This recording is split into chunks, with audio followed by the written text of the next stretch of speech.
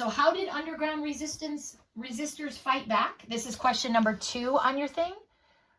Some of the things they did, you only have to write down one, okay? They blew up German trains, carried out hit and run attacks, hid downed pilots, helped prisoners of war and Jews escape, printed illegal newspapers, sabotaged factory machinery, and stole military maps.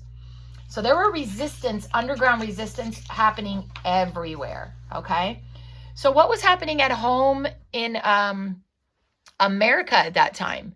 Well, if we go to 146 and 147, okay, life was going on in the U.S. and it was going on as normal.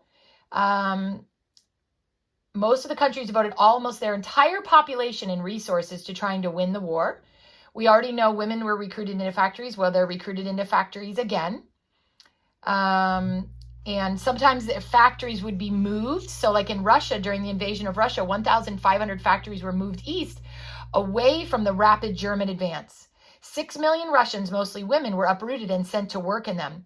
They had no choice in what they did, and they had to work wherever they were sent.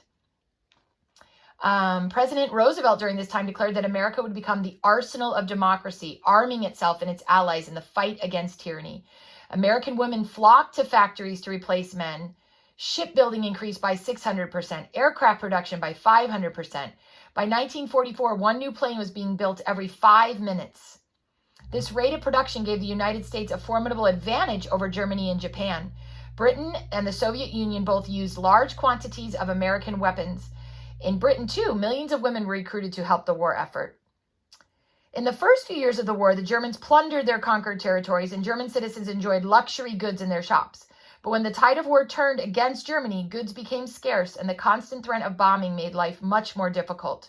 Hitler was still reluctant to allow German women to work in the factories.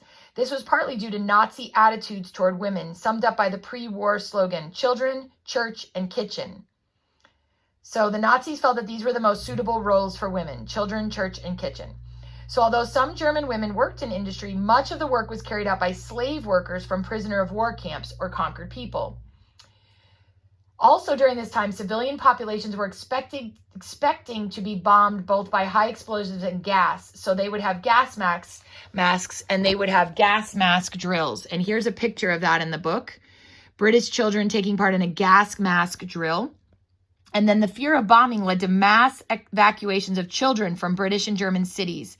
So as soon as war broke out, although Berlin itself was not evacuated until 1943, they would send their children to go live with their relatives or other places in the country where they may not be attacked